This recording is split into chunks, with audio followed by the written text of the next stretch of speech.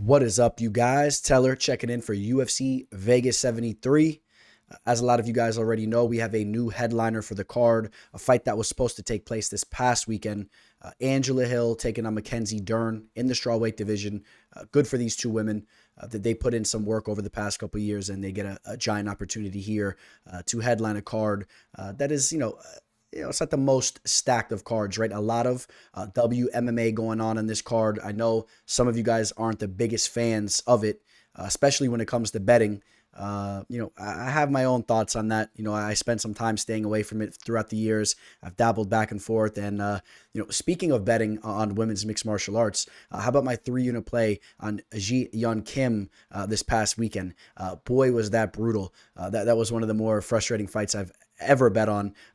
A fight that should have easily won, a 3-unit play on her there. I'll look to fade Bohm anytime in the future. So I don't really want to hear anything from any of you guys saying, oh, that's a fight you should have stayed away from. I mean, even though Kim had 2 points taken away, 2 points, and the point deductions were ridiculous. I mean, the second one, okay, but the first one, ridiculous. She still wins on one of the judges' scorecards. It was just ridiculous to say the least. Other than that, we smash a big-time 5-unit, 2-team parlay. I had to pick up that easy money there, and Carl Williams and Carlos Olberg threw them together at -187. But again, just a strange card there. But I won't go on about that too much. It should have been an easy, clean sweep there, but it is what it is, and we move right forward to this card.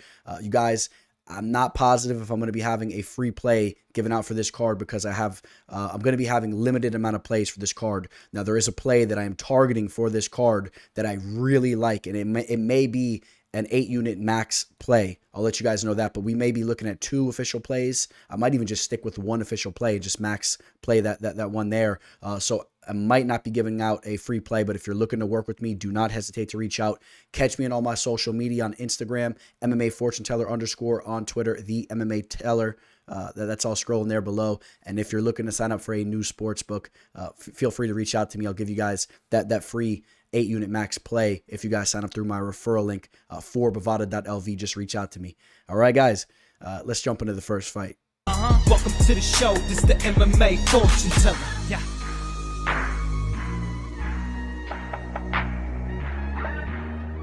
The MMA Fortune Teller. The teller. Kicking the card off, we have the Team Kill Cliff FC product, Takashi Sato, taking on Themba Gorimbo, who just made his UFC debut not too long ago. He took an L there. Had a strong start to that fight, but eventually broke down and was finished against the ghost there in AJ Fletcher. Was submitted in the second round. But like I said, started off relatively strong in that fight. Actually went right to AJ Fletcher's back as soon as the fight started, showing to transition pretty well with his jiu-jitsu. I think his Brazilian jiu-jitsu is pretty decent. He's a very rangy fighter. You take a look at his 10 victories, 5 of them by way of submission, right? Again, we talk about the grappling skills that he has, the jiu-jitsu skills. He has a 76.5-inch reach. He's very long. He'll have a 2-inch height advantage to go along with that 3.5-inch reach advantage here. But you know what? This is a very tricky fight, and I'm going to tell you guys why. Themba Gorimbo does show some promise. It's hard to really understand exactly who he is as a fighter. 10-4, fighting lower-level fighters outside of the UFC, comes in, takes an L against AJ Fletcher, a fighter that potentially does have some promise, but let's also remember he was 0-2 in the UFC before finally getting a victory there, although fighting decent competition. But still, Themba loses his lone UFC fight. Takashi Sato has been definitely losing the majority of his fights as of recently, but fighting some decent competition, fighting in the UFC. He has that experience. Take a look at the fighters that he's losing to. Definitely some respectable names. Brian Battle. How about Brian Battle getting the big victory this past weekend? I should have made that an official play. You guys know I was on him, the slight underdog there. Gunnar Nelson. You guys know I'm very high on Gunny Nelson. Miguel Baez has had some issues, but he's a talented fighter, and it's a little bit of an asterisk there. He knocks out Jason Witt, then he loses to Bilal Muhammad, and then how about the knockout he had over Ben Saunders? I saw that fight live. The crowd was going crazy. Again, so just kind of hard to get a read on what he's capable of and the level that Sato's on these days based on the level of competition. You do have to get your hand raised if you want that respect, but does Sato have enough to go out there and defeat a guy that really hasn't proven much up until this point in Themba? I'll let you guys know right now, I am really, really on the fence for this fight. I've been back and forth, literally back and forth. The betting line is very accurate because it's a straight pick 'em. I thought maybe I was going to side with Themba just based on the potential he has with his grappling. But take a look. I mean, Sato's only been submitted 3 times in his professional career. He has 22 professional fights. What is that? That's compared to the 14 on Themba. He has that experience. He's always brushing shoulders with some of the greatest fighters in the world. Henry Hooft puts a lot of time into him, and he really trains with some of the best of them. As you see him throwing a little judo throw there on one of the best Japanese fighters coming up. I know he's coming off a tough loss in Kinoshita, but you keep an eye on him moving forward as well. I am going to side with Sato based on the experience. I do not say it with a lot of confidence. He has that wide southpaw stance. Maybe he can have some success in the feet. It'll play out very closely there. But Sato should be able to keep this fight off the mat. Maybe he outpoints Themba. Maybe we see Themba have some early success down on the mat, but maybe we see Sato eventually nullify the grappling skills of Themba. Maybe he gets on top and reigns some ground and pound. Maybe he hurts Themba or sets up his own sub against Themba, coming off that loss there where he was finished. I really don't say the pick with a lot of confidence, but give me Takashi Sato just based on the fact that I know he's getting in some real proper training, and he has a more respected resume of the fighters that he's been in the cage with. Pick'em line, as you guys see right here on Bovada.lv. Give me Sato, and also take note. Although you feel like Themba is this new up and coming fighter that really shows to have some promise, or a limited amount of promise there. He's 32 years old, as is Sato. Both men the same age, but Sato will have that experience behind him for sure. So, in the flyweight division, we have a huge favorite here, Natalia Silva, taking on Victoria Leonardo. Natalia Silva, one of the very young and promising fighters coming up in women's mixed martial arts. She's been really impressing as of recently, just 26 years old. This is a girl that got into the sport very early. So although she has a couple blemishes here, 5 losses, you do need to take into consideration that she was very young in a lot of those fights, and fighting some respectable names, right? Going to a decision against Marina Rodriguez, showcasing her striking there. Before we jump back to Natalia Silva, Victoria Leonardo, we'll talk about her here for a second. She's 33 years old, 9-4 as a pro, coming off a victory over Mandy Bone. It hurts to even say her name right now. But she went in there and she used her grappling really to take the victory against Mandy there, solidifying some takedowns within those rounds, getting the decision there. Before that, she loses to Melissa Gatto and Manon Farot. We know Manon is the real deal. Melissa Gatto, she's a scrappy fighter, but, the book's not out on her. So, you take a look at that loss, and, it's depending on how you want to analyze that.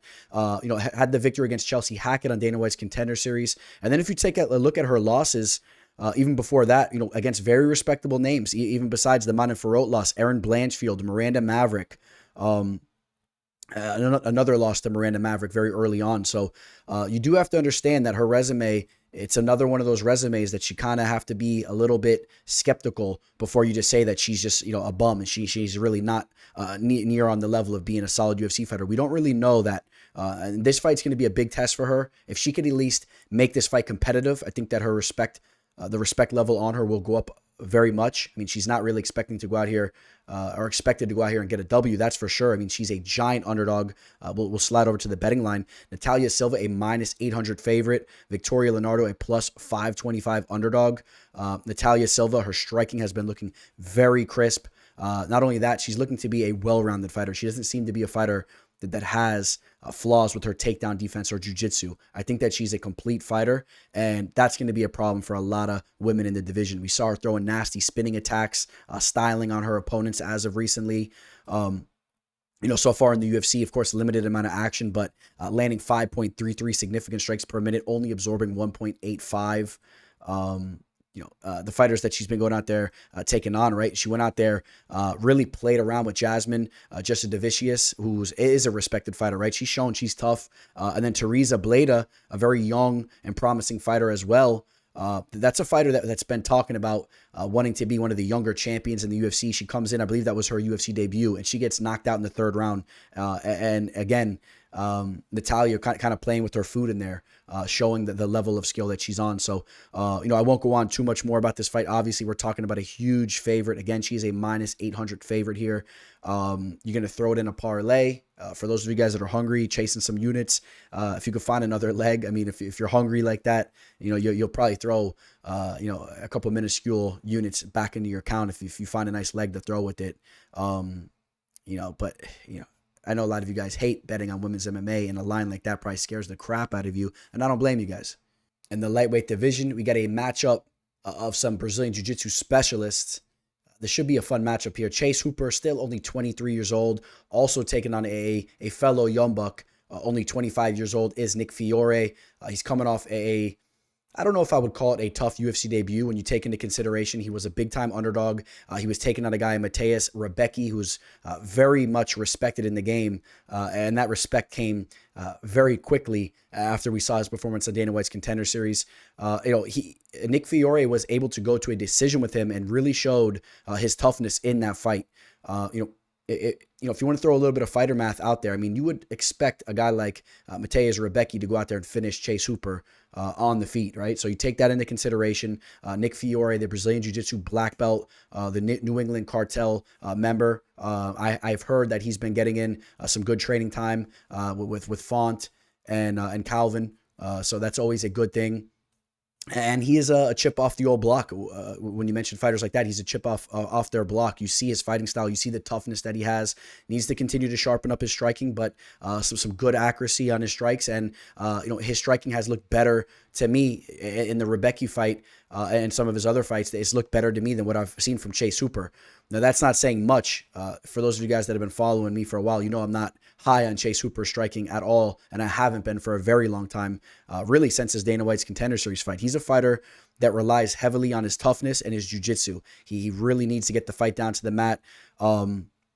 You take a look here at Chase Hooper's strikes landed in the octagon. Landing 4.04 significant strikes while absorbing 3.72 doesn't really look horrible at first sight, but you have to take into consideration those numbers are skewed a little bit. Hooper's gotten some of his fights down to the mat and really has racked up some strikes down there, but on the feet, he is pretty much outgunned, and I expect that he will be outgunned here, at least to an extent. I think at the very least, I'll lean towards Fiore getting the better of the striking compared to Hooper.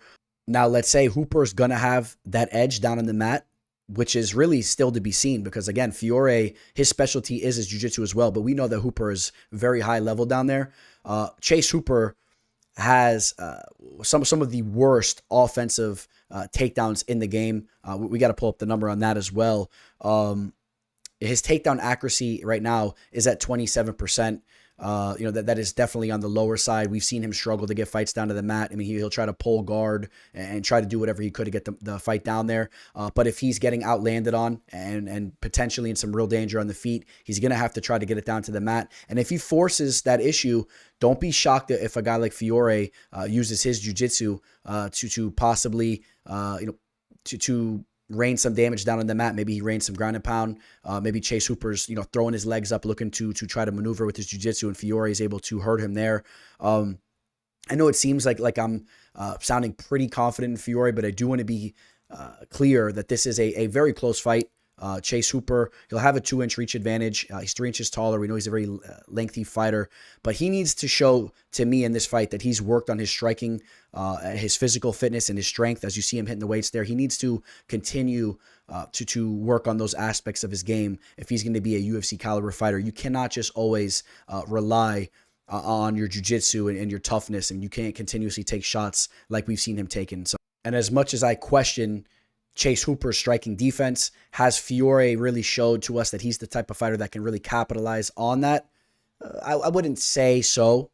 We'll need to see that this upcoming weekend, but there's definitely some potential that he can land on Hooper. And one other thing, too, it's good to see that Hooper is messing around with the weights because he does need to work on his physical fitness for sure. You see him struggling just to get those 2 caddies up.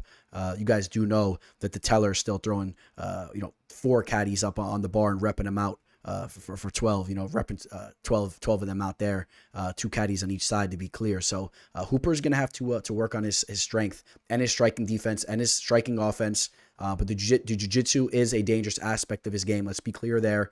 And I know I probably sound like I'm pretty confident in Fiore, but I do want to be clear. This is a fight that I do have playing out closely. I'm going to edge Fiore here, though. I think that Fiore can get the job done. I think that his jiu-jitsu will be good enough to avoid that real strength of Hooper's, and I think that Fiore will edge him out in all other aspects. And there's just some major question marks if Hooper will be able to even survive with how bad his striking defense has been.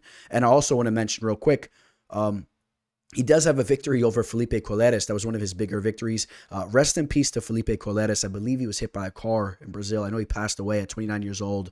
Very, very sad there. And I just want to say my condolences to Felipe Coleres. Rest in peace. He was always a warrior inside the cage. After that victory, he got knocked out by Steve Garcia, and that was his last pro fight. He had a grappling match against Clay Guida. I'm not too worried about that, but so my pick will be Nick Fiore, and let's go take a look at this betting line. Nick now a minus 130 favorite. The comeback on Hooper at plus 110. You take a look at the betting line, and you see some movement here, right? You take a look at BetMGM. Fiore opened up as the dog at a plus 105 line, and he is currently a minus 135 favorite on BetMGM. It's kind of a similar theme with Chase Hooper, a known name in the game. People fear his jiu-jitsu, and sometimes his lines are a little skewed. Looks like people are catching on early here for this match. And as I do believe that Hooper should be the underdog going into this fight. The line essentially almost a pick 'em still. So if you like Fiore, the line's not horrible, but we know Hooper's dangerous as well. Be careful there. Taking place in the heavyweight division, the 40-year-old Ilir Latifi steps in there once again. He'll be taking on Rodrigo Nascimento. I still remember when Ilir Latifi made his UFC debut, taking a fight on short notice, filling in for Alexander Gustafsson in their hometown in Sweden, taking on Gegard Mousasi.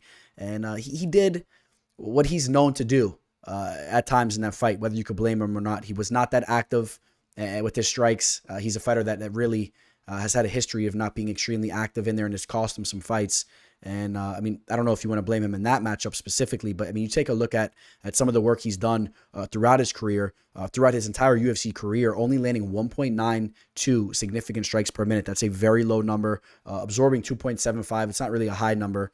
He's somewhat defensive, but just not a lot of activity there, especially as of recently. A guy like Rodrigo Nascimento, he's been working on his striking.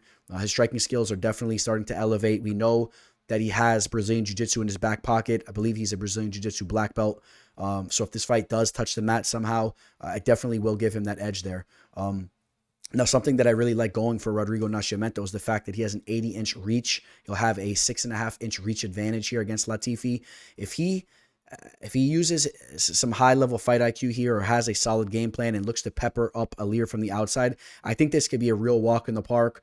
If he gets sloppy, if he didn't learn from his Chris Daukaus fight and looks to slug it out in the heavyweight division, of course, there's a possibility that he gets clipped with the shot and he loses this fight. Ilir Latifi, he's had a couple finishes here and there throughout his UFC career, but most importantly, this is the heavyweight division we're talking about now. And Ilir Latifi is filling in to his heavyweight frame just fine these days. As you see, he's eating good with his boy Hasbulla there. He's got the fries, the steak, and all that. Maybe some crab legs. I don't know what's going on there. Some shrimp, some jumbo shrimp. He's eating good.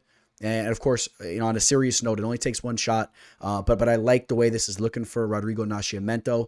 Again, if he strikes from the outside and just looks to cruise his way to a decision, I think that this could be a little bit of a walk in the park. But if he wants to make this, a grueling fight or an exciting fight, wants to push the pace on Latifi, he better be careful because Latifi is still a dangerous man at the age of 40. He's just won 2 fights in a row, but again, not against the most respected names, and those fights kind of boring. Taking out Tanner Bozier via split decision, as did Rodrigo Nascimento. They both just faced off of Bozier. And then he also had a victory over Alexei Oleinik, who's about 67 years old now. But shout out to Oleinik for giving me that interview back in the day. Nothing but respect towards his way. One of the greatest heavyweight submission artists we've ever seen. Let's cut to the chase here. We are on Rodrigo Nascimento. He's a minus 180 favorite right now. If you can get a significantly better line on the decision, maybe you go that way, but it has to be worth it. maybe at even odds or underdog odds at least. Maybe it's worth it, but you might not see that much of a difference in that line there. Maybe you want to play it safe. Maybe you want to get on a Rodrigo Nascimento money line. But Ilir Latifi, again, it just really depends how motivated he is for this fight. He's 40 years old. That doesn't necessarily mean anything, right? There's fighters that are in their 40s in the heavyweight division that have still been putting in work as of recently. It's really going to just matter. It's going to matter the mental that Latifi's walking into the cage with. Is he motivated? Has he been putting in the work for this fight? I don't know. As of recently, it looks like he's just been going in for a paycheck and just kind of waiting for that last bell to ring and just to walk out of the cage there with the paycheck. So give me Nascimento to get the job done. He's a fighter that has some potential in this division, just needs to really refine everything together. One of the Cosce brothers throwing down on this card, Orion Cosce's taking on Gilbert Urbina, fight taking place in the welterweight division. Gilbert Urbina coming off the Ultimate Fighter. I believe he had somewhat of a good showing of himself on the show. Hard to say, right? He took 2 tough losses, but think about the level of fighters that those came against. Brian Battle and Tresean Gore. I think both of those guys have proven to be more than just UFC caliber fighters. Those are very promising fighters right now. In Gilbert's other fight, made quick work of his opponent. Believe he had a finish there. Only 27 years old. And, Gilbert Urbina, he hasn't stepped foot in the octagon or hasn't had a fight in quite some time. And I think that's a good thing for him. I think it's been almost 2 years since his last fight, about a year and a half or so. And I think that he's been grinding. That's what I'm gathering here, that he's been refining his craft at the very young age that he's at right now, only 27 years old, and a fighter that really lives and breathes the sport. I believe he has 2 brothers that also train. We saw one of his brothers, I believe, fighting to get into the Ultimate Fighter house some time ago, but does have 2 brothers. Maybe they both fought in Dana White's Contender Series as well. I forget the exact details, but Urbina and the brothers there kind of remind me a little bit of the Tafa brothers. I know that they're very different in weight and whatnot, but from what I hear, they all push each other. And when you're talking about a team of brothers like that are all training, it definitely is going to do wonders for your career there. Urbina, a rangy fighter. He's going to have a 3-inch reach advantage here. He is 4 inches taller. He's going to be the much more rangy fighter. Cosce, we talk about Cosce real quick. He really made a scene on Dana White's Contender Series. Him and his brother both had finishes on that show. And, I had high hopes for both of them. And, I would say that the Cosce brothers really haven't lived up to the hype up until this point, and they definitely have shown to have some holes in their game. Cosce, we talked about how he's a little bit undersized. He looks to use his wrestling and looks to use his footwork to get on the inside and land some power shots. I think that's what he's going to have to do here. He's definitely going to have to get on the inside against Urbina. If Urbina uses proper footwork and proper boxing, he can definitely tag Cosce up from the outside. And I think that Urbina doesn't want to get caught up in the wrestling exchanges. I think that Cosce could prevail there. Potentially, Cosce puts him on his back. And real quick, we take a look at some of the work that Cosce's been doing, and he's only 28 years old too. So him and his brother do have some time to continue to refine some of those things that we talked about, some of the holes in their game. Against Blood Diamond in his last fight, that fight played out to be a little bit closer than I thought that it would have. I thought that Cosce could have went out there and did something similar to what we saw Jeremiah Wells do to Blood Diamond. Blood Diamond really made him work in that fight. Really made Cosce work, was stuffing some takedowns. Eventually, Cosce did get his hand raised, but that fight played out pretty closely. Before that, he gets knocked out in the second round against Phil Rowe. And then we're talking about the knockout victory he had in the third round against Matt Dixon on Contender Series. So not a lot to talk about, if you want to be quite honest. We already talked about what Urbina has been up to. I am going to edge Orion Cosce. I think that the wrestling may pay some dividends. I think that recent fight that he just had with Blood Diamond, being in a grueling fight, a fight that might have not been the most entertaining, but they were really digging deep. Both those fighters were digging deep, and I think that cage experience will help Cosce out here. It's been a little bit more active, right? I do like the fact that Urbina's been training and working on his craft, but Cosce's been in the cage. I'll edge Cosce here, but I would not be surprised in the slightest if Gilbert Urbina is able to stuff some takedowns and get off with his striking. Cosce has been absorbing more shots than he's been dishing out, absorbing 3.53 significant strikes per minute, only given 2.92 significant strikes out there. 40% takedown accuracy. I think he's going to have to solidify some takedowns. Could be a tough night for him if he doesn't. But I still am going to edge Cosce. I think that his toughness and the wrestling could just play a little bit of a factor there. And Cosce is a -130 favorite, a very slight favorite over Urbina, a very close line. as to be expected, but I'm going to edge Cosce. Don't say it with a lot of confidence there. Maybe more value just taking a plus 110 line if you need to have action on this fight. Tough to say there. It's a close line. This is a close fight. In the strawweight division, we got Karolina Kowalkiewicz taking on Vanessa Demopoulos. Karolina Kowalkiewicz, able to string off some victories as of recently, was really going through it before that, really needed those victories, or else I think the UFC was just going to kind of force her to either retire or go somewhere else, even though she has a very respected name. We remember her fighting for the belt back in the day. I believe she was undefeated at the time, taking on Joanna Jędrzejczyk. Remember her, with her hands behind her back, leaning up against the cage, giving you a little wink before the fight started. People used to go crazy at the bars. In fact, Jorge Masvidal kind of tried to steal her style, with the hands behind the back, leaning against the cage, giving you a little glance.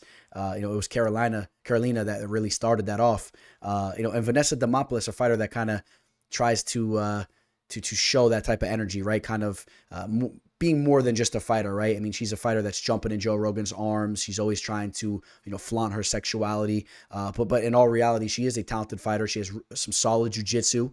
And more importantly, I believe her toughness is really what's gotten her by for some time right now. She's a very tough fighter, and it dates back before she even fought in the UFC. When you think about her fight against Lupita Godinez, where she didn't get the nod there, but it was extremely close, and both those fighters just going to war, blood everywhere, specifically all over Vanessa Demopoulos' face, and she just kept marching forward. She's worked on her striking throughout the years, but it's still never really elevated to the level of some of the top fighters in the division in the UFC, and I don't expect that it ever will, but she's tough enough to hang on the feet. If it goes down to the mat, she can give you some problems. She has good activity. She's very physically fit. She's very flexible. If you go down to the mat with her and you're in her guard, I mean, she'll throw some nasty attacks up at you. And I think it's worth mentioning that as of recently, Karolina's striking hasn't really looked the best. I mean, we've seen her use some of her grappling to take advantage of some of her opponents. I don't know if she'll really be able to do that against a girl like Vanessa Demopoulos. I think that Vanessa, with her being a little bit more of the fresher fighter and just moving a little bit better out there, I think that she can get the better of the striking. I'm really interested to see how this fight's going to play out, to be honest with you. I've been a little bit back and forth on my decision for this fight as well. But I've kind of leaned towards Vanessa's way. The more I kept breaking down tape and just kind of analyzing some factors here, I've been leaning towards Vanessa Demopoulos' way. She's entering this fight on a 3-fight winning streak as far as her MMA resume goes, staying active in the grappling matches and all that too. But just defeated Maria Oliveira, Jinyu Frey, Silvana Gomez Juarez. She had the loss against JJ Aldrich. JJ has some good boxing there and capitalized. And before that, she had a victory against Cynthia Arceo. Had the loss to Lupi Godinez. Now, these fights were taking place stemming right after her loss on Dana White's Contender Series, where she lost to Corey McKenna. We know McKenna, very young, but the real deal. And McKenna used her wrestling to kind of nullify her down there in the mat. I'm not really sure if Karolina's going to be able to do that. I don't know if I see Karolina just sitting in her guard, holding her down there and just squeaking off rounds. I think that this is a fight that plays out a little bit more actively, and I have a feeling that Vanessa will get the better of that war scenario as these girls start to really trade. And I think that this fight could play out to be an exciting fight where we see a good amount of volume from both fighters on the feet. And Karolina's been there. She's been there to be hit. She's been a little bit vulnerable with her striking defense. I think Vanessa can land. Give me Vanessa Demopoulos here. And let's go take a look at the betting line. Vanessa Demopoulos, a very slight underdog. We're looking at that same type of betting line there where she's a plus 110 and Karolina's a minus 130. We just talked about a line like this. This time I'll take the dog in Vanessa Demopoulos. She's hungry and just seems to be moving a little bit better out there these days. Great fight matchmaking here. Maheshate taking on Slava Klaus. Both fighters that have struggled with their takedown defense as of recently, but two talented fighters, specifically when it comes to their striking. I think that this is a fight that makes a lot of sense here. Speaking of good matchmaking, if you go check out my Instagram, I did post my matchmaking for the winners of UFC Charlotte. Of course, you guys can always check that out on my IG every Monday after the fights take place. But again, I do like the matchmaking that was done here. Maheshate struggling with his takedown defense in that last fight against Rafa Garcia. Rafa Garcia has shown to be a very talented fighter. The victory over Steve Garcia looking better these days. Knocking out Steve Garcia in the first round. That was an underdog official play of mine. I was jumping out of my chair there. And then his victory that he had on Dana White's Contender Series against Achilles Estremadura. That was a good victory there. Achilles was undefeated at the time. Maheshate, I believe, was the underdog. We didn't really know anything about him at the time. There was really no fight tape on him. He's a fighter that, like I said, that has some good striking. He's rangy. He's only 23 years old, and he's a fighter that I think has some real potential down the line. When you think about how young he is, just needs to really work on everything. And, I think that there's some real potential, like I said. Slavoklas really struggling with the takedown defense as well. When you think about the Mark Diakase fight, that was an extremely frustrating fight, especially, specifically for Slavoklas, also for people that had action on him. Slavoklas just taken down very easily. And then the other issue is that once he was continuously taken down and he was working so hard to get back to his feet, we saw a major difference in the striking, as you would expect, right? I mean, he was all burnt out, filled up with the lactic acid and all that, just looking very lethargic and slow. And then he lost that oomph, that pop that he has in his strikes. So we know he's a legitimate power puncher. He carries some real pop in his shots and has the potential to starch anybody. But as we've seen, Maheshate has that same type of potential. So there is a realistic scenario where we see a knockout one way or another. You want to talk about some of those big knockouts real quick. In his UFC debut, he starched Dakota Bush. On Dana White's Contender Series, he flatlined Chris Duncan. Some of those are some of the big knockouts that are on his resume. We know he has the kickboxing background, was really sharpening up his kickboxing from a very young age.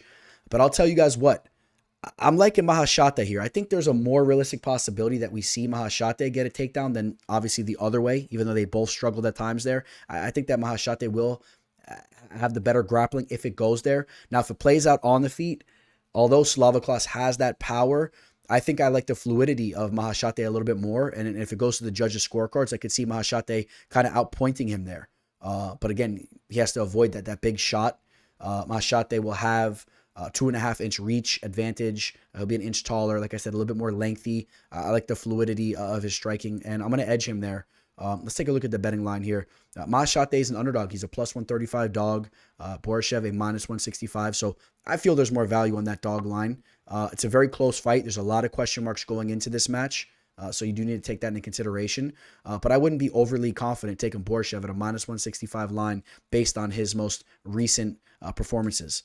Again, the losses against Mike Davis, where he was continuously taken down. The loss to Mark Diakase, where he's continuously taken down. Not really a good look for him there. We'll see how the fight plays out. But I'll lean Maheshate. Taking place in the lightweight division, two respected names. Michael Johnson taking on Diego Ferreira. Michael Johnson having a little bit of success late in his career. I mean, always a respected fighter, like I said. He's had his big wins, but he was really going through it for a brief period in time, or maybe not a brief period in time, maybe a long period of time. He was taking some tough losses. And as of recently, you can argue that he should be on a 3-fight winning streak. Diego Ferreira, on the other hand, having a lot of success through the midst of his career, but actually struggling as of recently. Ferreira, coming off a submission loss to Mateusz Gamrot. He was hurt in that fight as well. Got finished by Gregor Gillespie in a fight that was very grueling. A lot of heavy grappling. Eventually, Gillespie broke him down in the mat. Decision loss to Beneil Dariush. Before that, was the second loss he took to Benny. No shame in that. I mean, Dariush is just winning every time he steps in there. Before that, taking out the Russians, Rustim Khabilov, the Chechnyan, Merabak Taisimov, who disappeared from the sport, but once a very dangerous striker, at least disappeared from the UFC, scene. Submitted Anthony Pettis, knocked out Kyle Nelson, finished Jared Gordon, a victory over OAM. OAM has been having a lot of success outside the UFC. That carries some weight. And just to talk about what Michael Johnson's been doing real quick, Michael Johnson, victory over Mark Diakase. A lot of people thought that he should have got the nod against Jamie Malarkey, the knockout over Alan Patrick.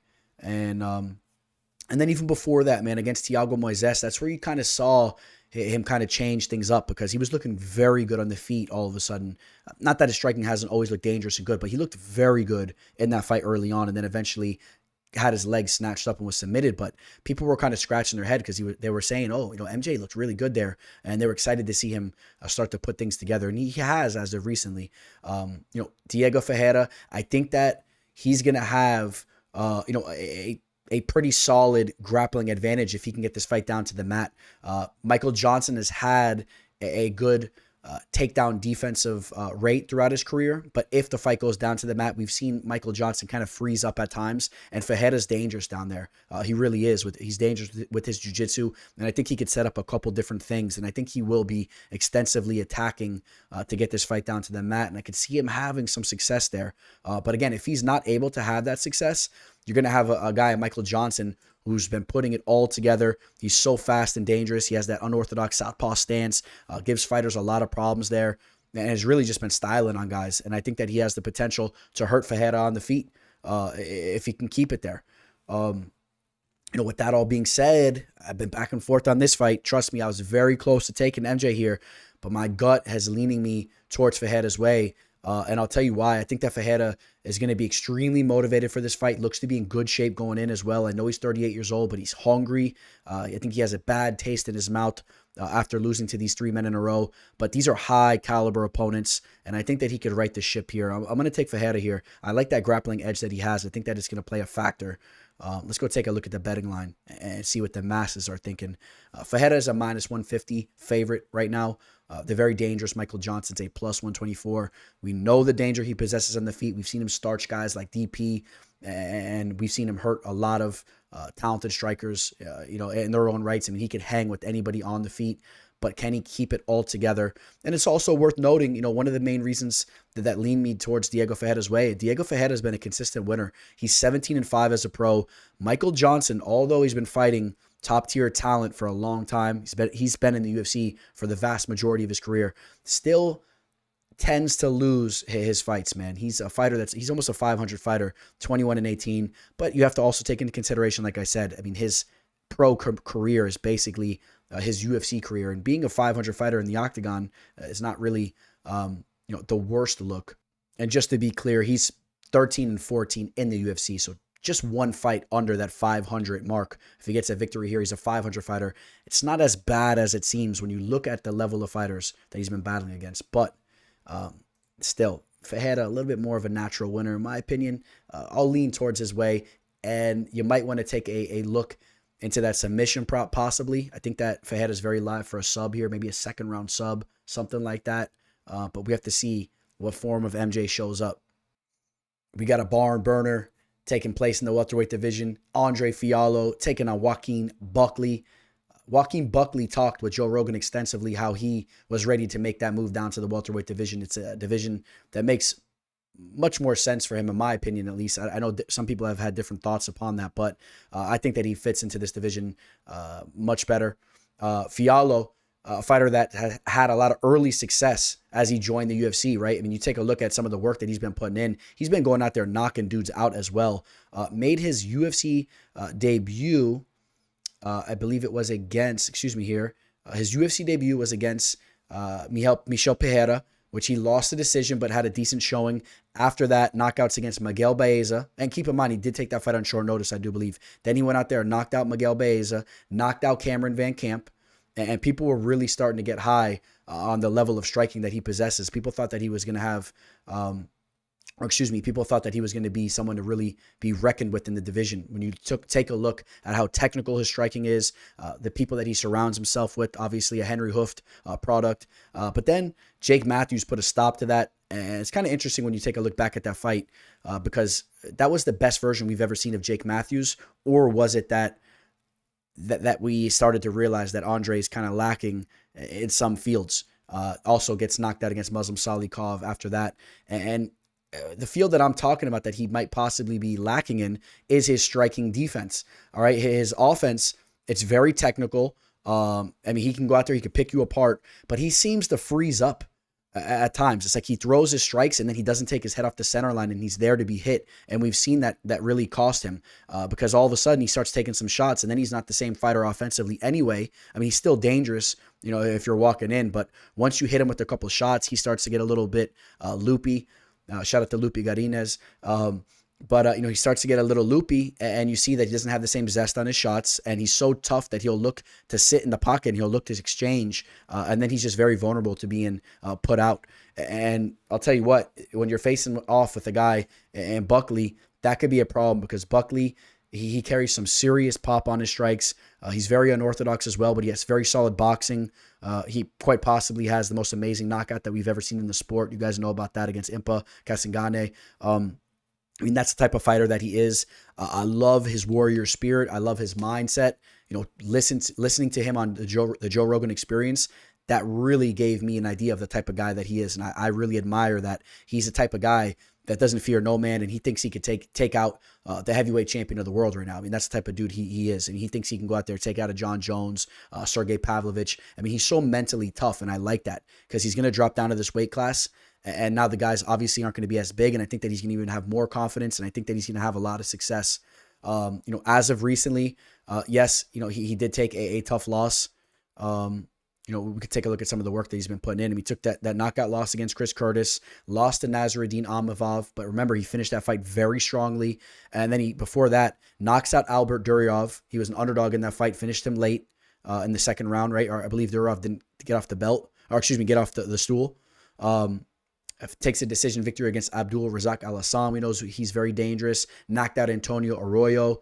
But let me just say this as well. He is vulnerable to being knocked out. We talked about the Chris Curtis knockout loss, the knockout against Alessio De Chirico, the knockout against Kevin Holland in his UFC debut. He's a fighter that's willing to exchange, but obviously will be vulnerable to being put out in his own right.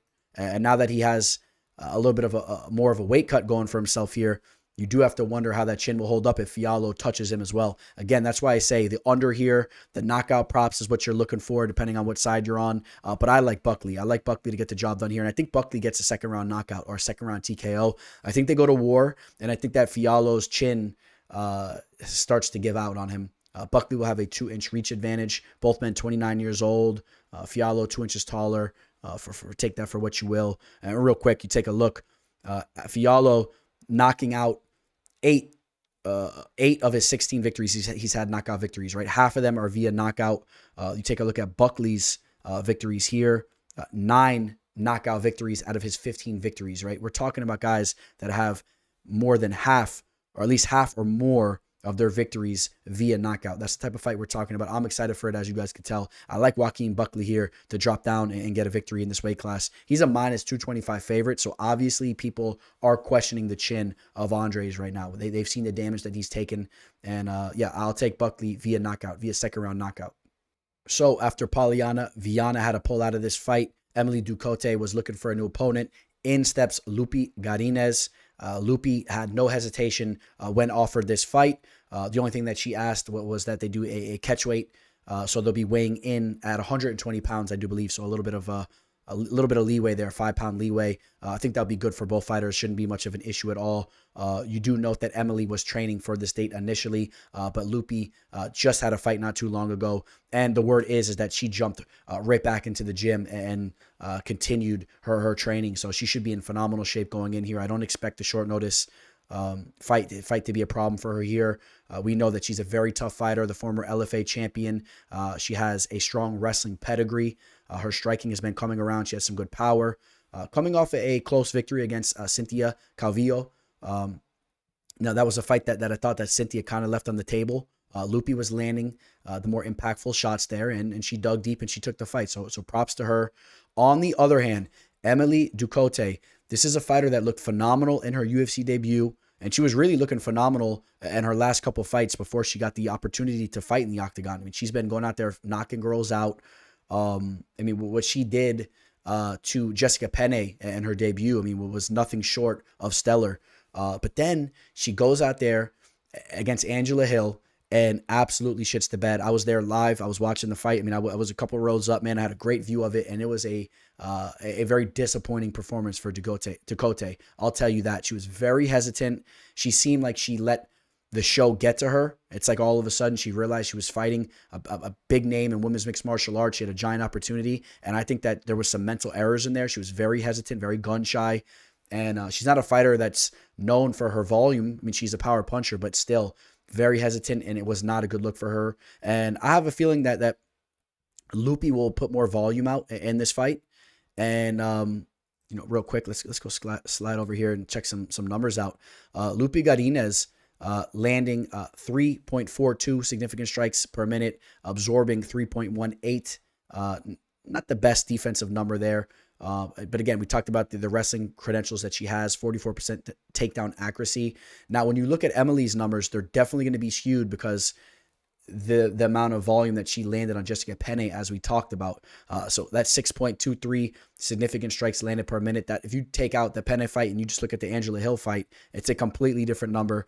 And then you also understand that she absorbs 8.17 still. That's how many shots Angela Hill was landing on her. That's how much she messed up that number there. So had no success with her takedown defense in Angela Hill at all. Don't expect that to have for her to have any success against a fighter like Lupi Godinez. Not that I think that she'll really want to get the fight down to the mat. I mean, I guess she could if she wants to score some points, solidify a round late. But she won't have any success there. I don't expect her to be able to get near a takedown on Lupi. It's going to come down to, can Emily Ducote land those big, powerful shots and bloody Lupi up? We've seen Lupi bloodied up before in some of her fights. Maybe Ducote can land some of those early and kind of take the momentum of this fight. And she needs to be on the front foot. If she's on the back foot and letting Lupi press her and push her up against the cage, break off, pepper her up with 1-2s, this is going to be Lupi's fight all day. This is going to be a big mental battle, in my opinion. Which fighter is going to have that mental edge and go out there and take control of this fight? The wrestling and the grit of Lupi has impressed me, and I'm leaning Lupi here. I'm going to lean Lupi here based on, what I've seen from her. She has some questionable losses. I mean, you do have to talk about that real quick before we get into the betting line. I think it is worth noting. Coming into the UFC, people had high praises on her. And, she takes a loss against Jessica Penne, a common opponent as well. You take that into consideration. Jessica Penne getting destroyed by Ducote, but able to squeak a decision off against Godinez there. She submits Silvana Gomez-Juarez, who has shown she's lacking down there. Loses to Luana Karolina. Took that fight on short notice, I believe, up a weight class. Kind of got bullied around with the weight. Victories over Loma, Ariane Cornelosi. She lost to Angela Hill as well. But in the fight against Angela Hill, it's funny how you play fighter math, right? The common opponents they've had and how they both fought very differently. Godinez arguably could have defeated Angela Hill. That was a much more close fight where Angela Hill destroyed Ducote. And then again, with the Penne fight, it being the opposite. And then Lupi taking out Cynthia there, squeaking by with the decision. So worth noting all that. We take a look at the betting line. Lupita Godinez is a -150 favorite. And I think that's a line that I would favor towards Lupi's way. I could see Lupi even being, maybe by the time this fight takes place, maybe she's a -175 favorite.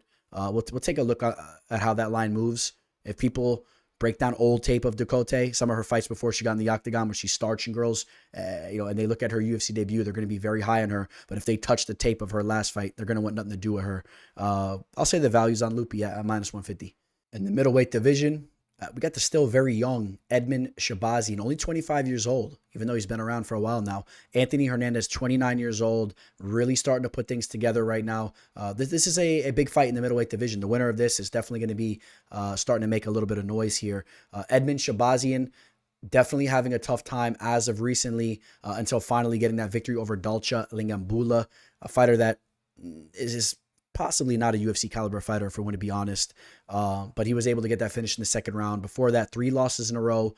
High caliber opponents, Derek Brunson, Hermanson, and Amavov. And all those fights, he did struggle with his grappling and his takedown defense. Was finished in 2 of those 3 fights.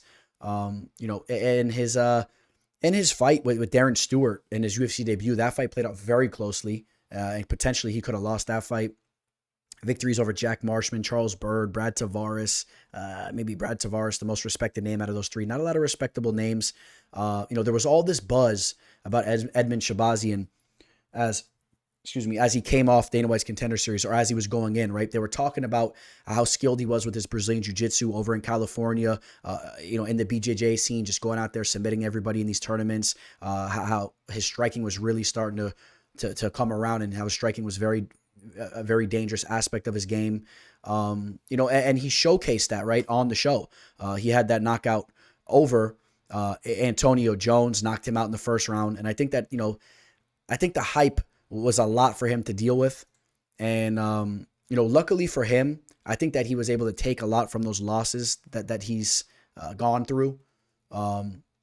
I mean, that's really some top-notch fight experience that he's gone through in his early 20s. I mean, he's only going to be a better fighter for it. And I think that as he nears 30, he's going to be a solid fighter in the UFC. I do believe that. But I still question his grappling. I question his takedown defense. I still think that there's the potential for top-tier fighters to go out there and bully him down on the mat. And I think a guy like Fluffy Hernandez is that type of fighter.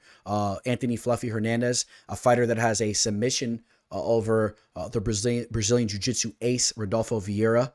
Although, yeah, Vieira did gas out, but still, to go out there and pull off a sub like that, to show the durability that he had in that fight as well, submitting him there in the second round, gets a victory over Josh Fremd and Marc-Andre Barriault. After that, loses to Kevin Holland, submits John Young Park before that, submitted by Marcus Perez before that. So there's definitely been some ups and downs throughout his career. If we're being honest, a big victory that he had outside the UFC too in a 5-round fight, defeated Brendan Allen. You guys know Brendan Allen. All-in Allen is one of the biggest names in the middleweight division these days. So, Hernandez, without a doubt, is a fighter that could hang with the best of them. Edmund Shabazian, the ceiling is very high on him, but he needs to really prove to us that he's making the growth there with his takedown defense and his get-up game and all that. I think that there's some serious potential that Hernandez bullies through Edmund striking, closes the distance, eats those shots, and somehow gets on top of him and can make him pay down there. He has good submission skills. I got to lean towards Anthony Hernandez's way, but we're going to get to the betting line here in a second because I'm kind of questioning the betting line, I'll tell you that much. Edmund Shabazian will be at a 1-inch reach disadvantage, even though he's 2 inches taller. We know he has a little bit of the T-Rex syndrome there. But let's take a look at the betting line. Anthony Hernandez is a -250 favorite with the comeback on Shabazian at +200. So people are really not respecting the work he just did against Langambula. They still think that he has some holes in his game. I tend to agree with them, but I still think that he shouldn't be a 2-1 underdog here. I think that line should be coming down. I think there's more value on the Shabazian line. I think that Hernandez, maybe he should be a 2-1 favorite, and Shabazian should be more around that +160 type of line. So it's a little bit interesting, if you ask me, as far as the betting line goes. Edmund's a dangerous fighter. He's very young, and there's a lot of room for growth. We don't know what guy's going to be walking up to the cage this upcoming Saturday. That he's continuously refining his grappling skills, his takedown defense, and all that. He's very diverse with his striking. We saw him land a nasty knee on the feet in his last fight. Fluffy has been there to be hit at times. Sometimes he freezes up a little bit and he gets tagged, but he's tough. Give me Anthony Hernandez to finish this fight late with his grappling and his ground and pound. Hey, you guys, real quick, I have a massive play on this fight card. It's a fight that I feel very confident in. I told you guys, no free play coming out this week. I mean, they'll come out here and there. I'll try to get those out to you guys. But if you guys want to roll with me on this free play, make sure you reach out to me or you sign up through my Bovada link and I'll give you the entire fight card for free. Or if you're interested in my pricing, reach out to me. I have a massive play on the horizon here. It's one I feel very comfortable about. If you guys want to roll with me, don't hesitate. Reach out to me. I got my email, all my social media scrolling below. Just shoot me a message. All right, guys, here we go. This was the newly added main event. I gave you guys a sneak peek of which way I was going with this fight. If you guys caught my last fight card prediction, but I want to dive into this fight here. I'm excited about this match. Angela Hill taking on Mackenzie Dern. Fight taking place in the strawweight division. Two top 15 strawweight fighters. Interestingly enough, Angela Hill just ranked the 14th fighter in the division. She's a fighter that has really been putting in some work. Definitely taken some scattered L's, but a lot of those L's could and should be victories. I want to talk about that here for a second, right? Coming off that victory against Emily Ducote, a victory over Lupi Garinez before that. Now, she did lose to Verna Jandiroba. She potentially could have defeated Amanda Lemos. That was a split decision loss. She did take a legitimate loss to Tisha Torres. Before that, a victory against Ashley Yoder. But now here's where we have some questionable decisions, right? I thought she probably should have got the nod against Michelle Watterson. Thought she should have got the nod against Claudia Gadelia. So you're talking about, at that point in time, she should have been on a 5-fight winning streak, or excuse me, a 6-fight winning streak going into that Tisha Torres fight. So, so some tough decisions for her there. The Lupi Garinez fight, that looks good for her. Lupi, a talented fighter. Now, in the Verna Jandiroba fight and in the Tisha Torres fight, again, the grappling and the takedown defense did cost her. And against a fighter like Mackenzie Dern, if she has any issues with her takedown defense, it's going to be quick night for her. I shouldn't say a long night. I mean, she can get submitted early in this fight. If Mackenzie Dern can get this fight down to the mat nice and early, she could obviously sub her. I mean, we're talking about one of the most dangerous jiu-jitsu fighters in women's mixed martial arts. There's no question about it. But let's crunch the numbers here real quick. I definitely have some numbers that I want to talk to you guys about. Mackenzie Dern has only an 11% takedown accuracy rate, an extremely low rate, okay? Only landing 1 takedown out of her 44 takedowns attempted. That's horrible. She also absorbs way more strikes than she lands, absorbing 4.39 strikes while only dishing out 3.02. I mean, she's a submission fighter. You guys know the deal. She's looking to get a hold of a leg, an arm, a neck. But on the other hand, check this out too. Angela Hill, although we talked about her takedown defense costing her in some of those big fights as of recently, her takedown defense is at a 77% rate. That's a very solid number. She has good footwork. She outlands her opponents, landing 5.68 significant strikes per minute. That's a very high number. She has great footwork, and she's not really an easy fighter to get down to the mat. Overall. And I would say that Mackenzie Dern could struggle here because Mackenzie Dern, she's a fighter that chases her opponents. She doesn't know how to set up her takedowns. Her wrestling is not up to par. And, your jiu-jitsu can be phenomenal, but if you can't get the fight down there, that's going to be a problem for you. So this fight's quite simple for me. If Mackenzie Dern struggles there, she can't get this fight down to the mat, I think that Angela Hill will style on her on the feet. I think that she'll play around with her. I think that she'll make Mackenzie Dern look ugly. And I've seen that play out live. I mean, when I think about the Amanda Ribas fight against Mackenzie Dern, Ribas, able to stuff those takedowns and just butcher her up on the feet. I saw that fight live. The crowd was in shock. At the time, people have come to realize that Mackenzie Dern, if she can't get the fight down to the mat, her striking is definitely below average. She walks forward with her face. She's been working on things, but she's nowhere near the fighter that some of you guys thought that she could have been, right? She's kind of Ronda Rousey-esque when you take a look at, was it her UFC debut where she landed a big overhand right and dropped her opponent? I believe it was ABC Cooper, right? It was her second fight in the UFC where she dropped Amanda Cooper and then submitted her. People were starting to say, her striking's coming around. I don't think it will ever come anywhere near the level of her jiu-jitsu. She needs to use her bread and butter here. She needs to get a hold of a limb on Angela Hill. Otherwise, I think she has a long night, and I think she loses a tough decision. Maybe she even gets cut open and bloodied up so bad they stop the fight late. We're talking about a girl in Angela Hill who could really put it on you, throw elbows and all that. And if Mackenzie Dern starts breathing heavy too and eating shots and that takedown's not there at all late, Angela Hill will really open up and start to elbow her up and bloody her up. But Mackenzie Dern is extremely dangerous with her jiu-jitsu skills, and she's a little tricky as far as how she'll try to get the fight down to the mat. She'll be diving for legs and trying to pull guard. But give me the dog here in Angela Hill. You guys remember I did say I'm going to be taking the dog when I kind of hinted at that last week. Angela Hill, a plus 159 underdog. Mackenzie Dern, a minus 195 favorite. I think there's more value in Angela Hill. It's a little risky being that Mackenzie Dern's so dangerous there. And we've seen Angela Hill struggle in some specific spots and some big spots with her takedown defense. But overall, she's been pretty good. Give me Overkill Hill to get her hand raised this upcoming Saturday. All right, guys, that's going to wrap up UFC Vegas 73. Got to leave you guys with some closing thoughts. We could talk about being disciplined with your bets. That's always a good message to throw your guys' way. And here's the thing, man. When you start to win a lot, you guys have to understand that you'll start to throw caution to the wind. You'll start to think you're invincible. You'll start to double up on your bets like crazy and chase those bets. Be careful with that, guys, because I'm telling you, you can get hit up very quickly. Before you know it, all your profits can vanish. You can be really in the hole. Be disciplined. Be patient. Lower your unit size if you're starting to lose a lot in a specific time. Lower your units. Build it back up, and then you can enhance your units once again. But slow things down. Be disciplined. Remember this, though. Remember this, what I'm telling you. When you take some tough losses, at that given time, you're going to get this feeling where you really got to chase that money back. You're going to feel disgusted. You're going to wake up pissed. You're going to want that money back. If you take a breather and you take a day off from it, 1 day, 24 hours, and then you analyze, what you want to do for the upcoming weekend or whatnot, I promise you that 24 hours or 48 hours will make a huge difference in you settling things down and just lower your unit size and just enjoy just building your bankroll back up. But don't get caught up in it, because if you're not disciplined, I feel bad for some of you guys if you get caught up in the game. because the game will consume you guys. All right.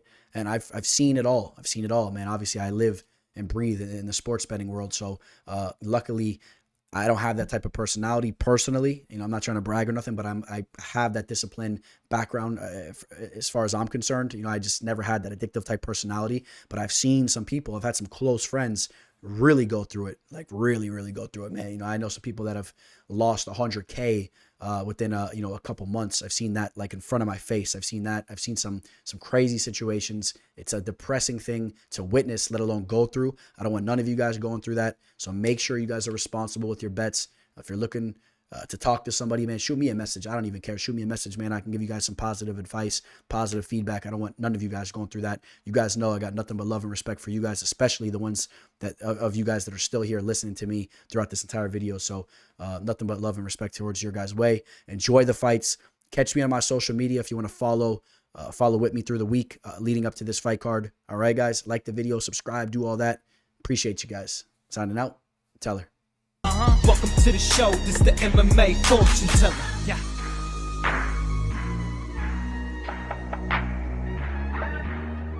The MMA fortune teller. The teller.